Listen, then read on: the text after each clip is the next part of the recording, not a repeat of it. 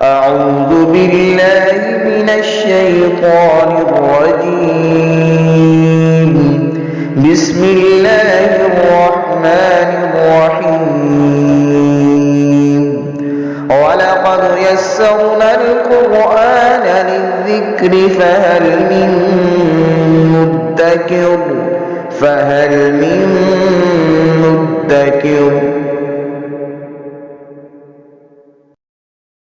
بسم اللہ الرحمن الرحیم.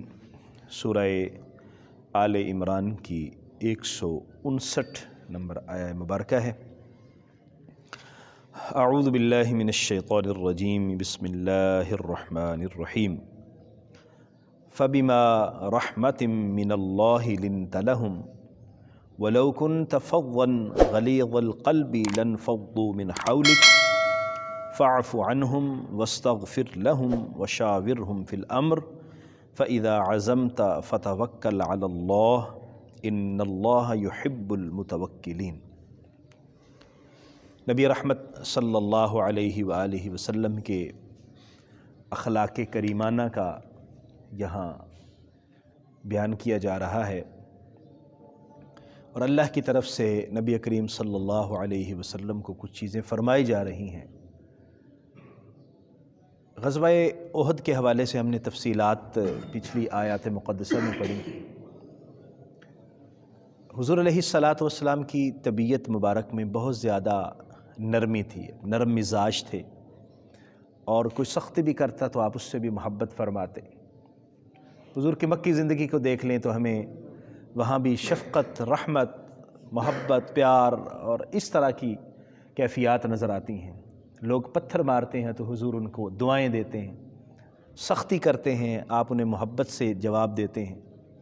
حضور علیہ الصلاۃ کے یہ مزاج کا حصہ تھا. اللہ تعالیٰ نے غزوہ احد کی جب ان آیات مبارکہ کو بیان فرمایا تو اس میں فرمایا کہ آپ کی نرم مزاجی کی وجہ سے یہ لوگ آپ کے ساتھ جڑے ہوئے ہیں، آپ ان سے شفقت سے پیش آتے ہیں، محبت سے پیش آتے ہیں، تو اس کی وجہ سے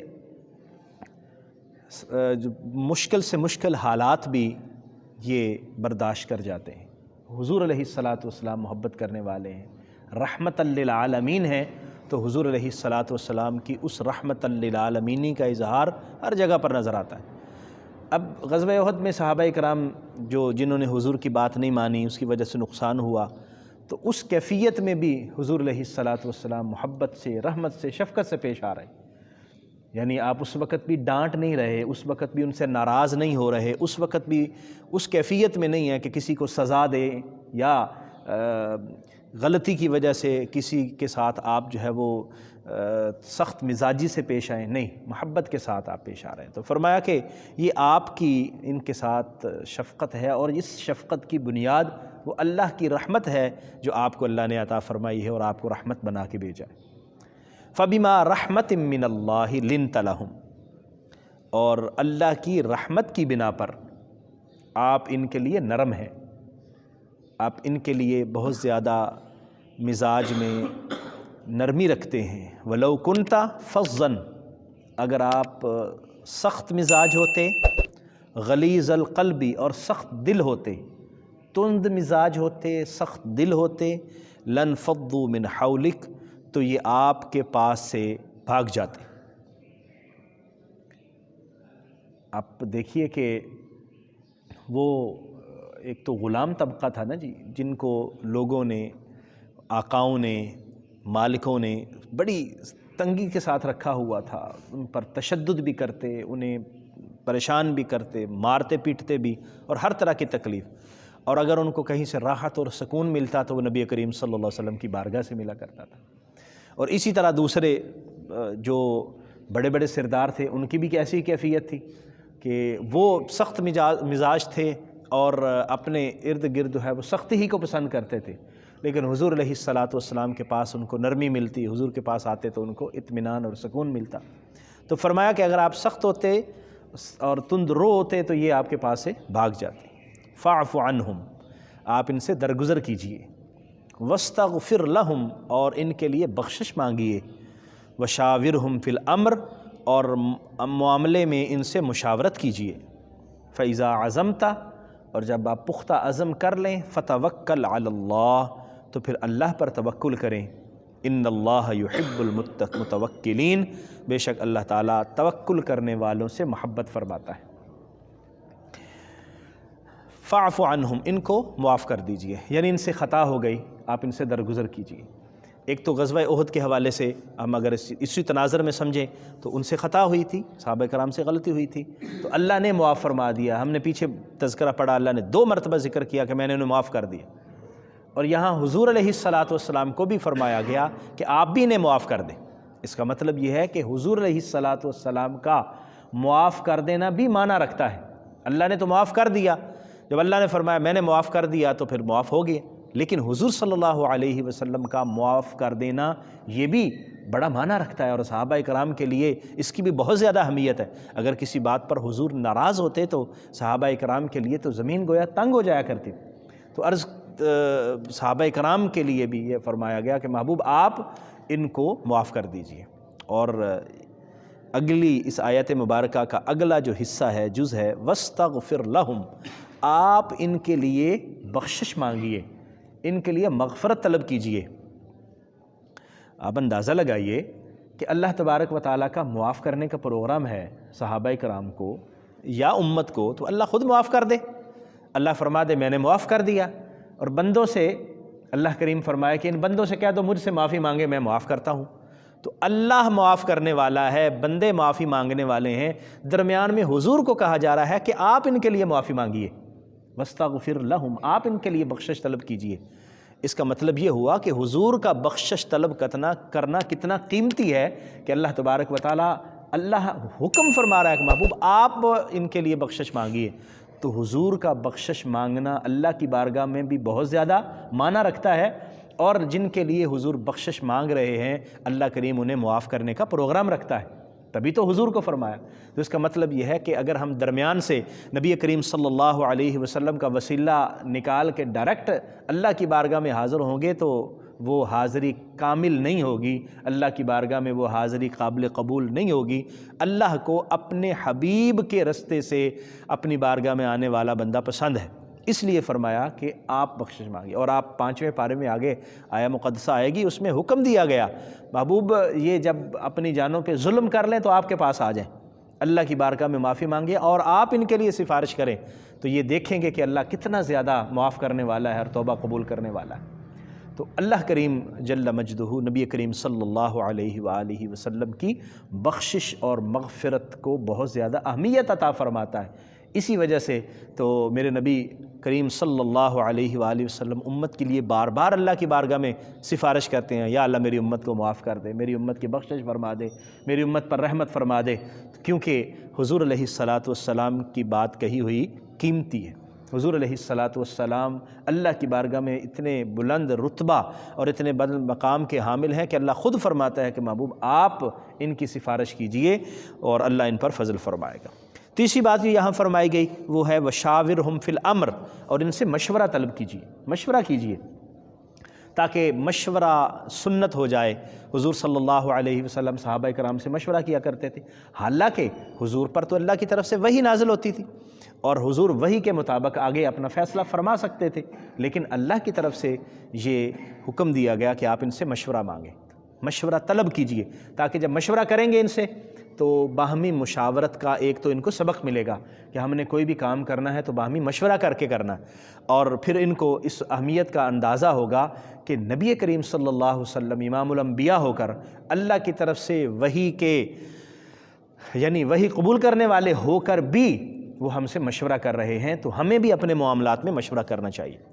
مشورہ ہو گیا فَإِذَا عَزَمْتَ، اور مشورے کے بعد جب کوئی بات طے پا جائے پھر اس پر ڈٹ جائیں، پھر اس پر عمل کریں۔ فَتَوَكَّلْ عَلَى اللَّهِ، پختہ ارادہ کر لیا، پھر اب اللہ پر توکل کر کے بھروسہ کر کے اللہ پر چھوڑ دیا۔ آپ نے مشورہ کر کے کوئی بات طے کر لی ہے اور اس پر پھر اب آپ پختہ طریقے سے عمل کریں اور انجام اللہ کے سپرد کر دیں، اور اللہ کریم توکل کرنے والوں کو پسند کرتا ہے۔ تو اس سے ہمیں ایک توکل کا مفہوم بھی سمجھ آ رہا ہے کہ توکل اپنی جو ظاہری ہماری کوشش ہے اس کو ہم نے مکمل کرنا ہے، پھر اللہ پر بھروسہ کرنا ہے، یعنی مشورہ کریں، مشورہ کرنے کے بعد پختہ ارادہ کر کے کام شروع کر دیں، پھر اللہ پر بھروسہ کریں، یعنی جو اس کے ظاہری اسباب ہیں وہ بھی بروئے کار لانے ہیں، پھر اللہ پر بھروسہ کرنا ہے۔ ایسا نہیں ہے کہ ہم جو ہے وہ کوئی عمل نہ کریں، کوئی کام نہ کریں اور کہیں میں اللہ کے بھروسے پر ہوں۔ نبی کریم صلی اللہ علیہ وسلم کی خدمت میں ایک شخص حاضر ہوا تو حضور نے پوچھا کیسے آئے ہو؟ عرض کیا حضور اونٹ پہ آیا ہوں۔ تو فرمایا اونٹ کہاں باندھا ہے؟ کہا میں اللہ کے سپرد کر آیا ہوں، باہر میں چھوڑ آیا ہوں۔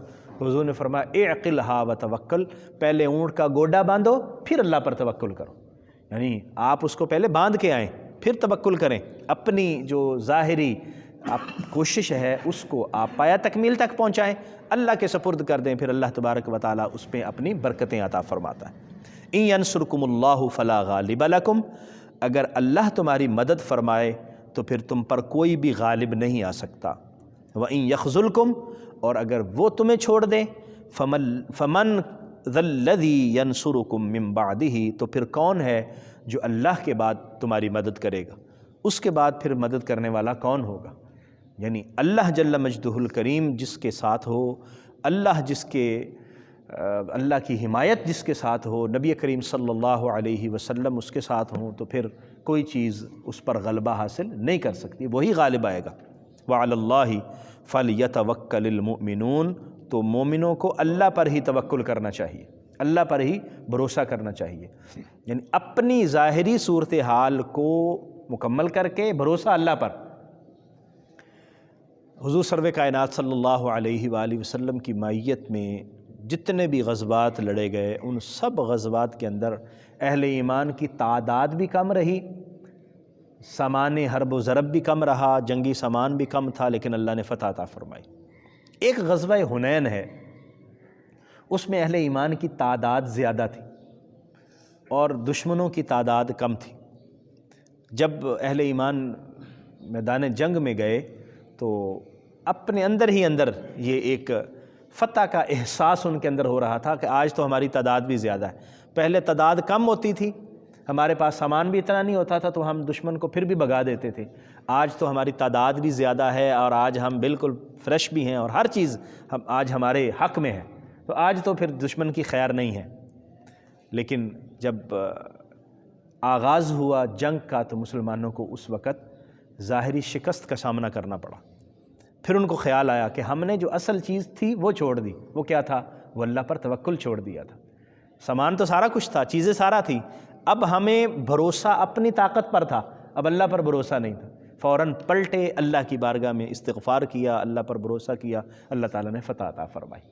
تو یہ اہل ایمان کو یہ سمجھایا گیا۔ 10ویں پارے میں غزوہ حنین کا بھی ذکر آئے گا، تو اللہ تبارک و تعالیٰ نے بار بار اس بات کی نصیحت کی کہ کبھی بھی نہ اپنی ظاہری وجود پر فخر کریں، نہ اپنی دولت پر فخر کریں، نہ ہی اپنے ساز و سامان پر فخر کریں، اور نہ ہی اپنے علم پر، اپنی طاقت پر بھروسہ کریں۔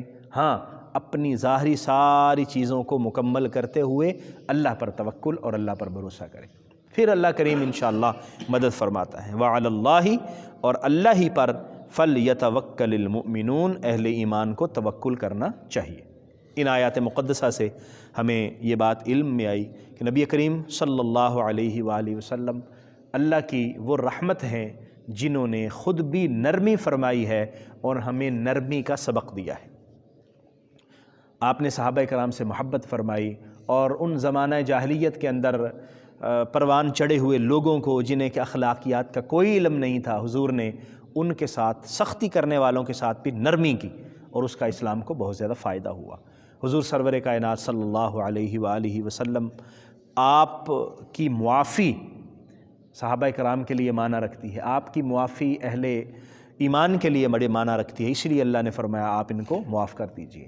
حضور علیہ الصلاۃ والسلام کا استغفار بہت قیمتی استغفار ہے، آپ کے استغفار کی بہت ویلیو ہے اللہ کی بارگاہ میں، تبھی اللہ کریم نے فرمایا کہ محبوب آپ ان کے لیے بخشش مانگیے۔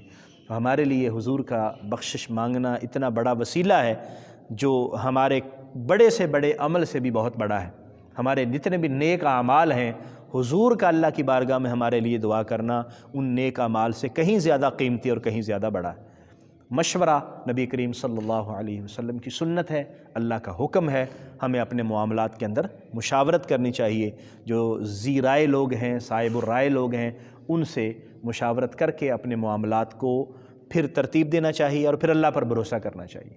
اور آخری بات تو جہاں سے ہمیں سمجھ آئی وہ یہ ہے کہ اگر اللہ ہمارے ساتھ ہے تو دنیا کی کوئی طاقت ہمیں شکست نہیں دے سکتی، ہمیں رسوا نہیں کر سکتی، ہمیں نیچے نہیں گرا سکتی۔ اس لیے ہم سیدھے رہیں، اللہ کے حکم پر نبی کریم صلی اللہ علیہ وسلم کی اطاعت کرتے ہوئے عمل کرتے رہیں اور اللہ سے مدد مانگتے رہیں۔ انشاءاللہ اللہ کی مدد شامل حال ہوگی۔ جب وہ مدد شامل حال ہوگی پھر کوئی بھی غلبہ حاصل نہیں کر سکتا۔ اہل ایمان کو اللہ ہی پر بھروسہ اور توکل کرنا چاہیے۔ اللہ کریم ہمیں توفیق عطا فرمائے، آمین۔ وآخر دعوانا ان الحمد للہ رب العالمین۔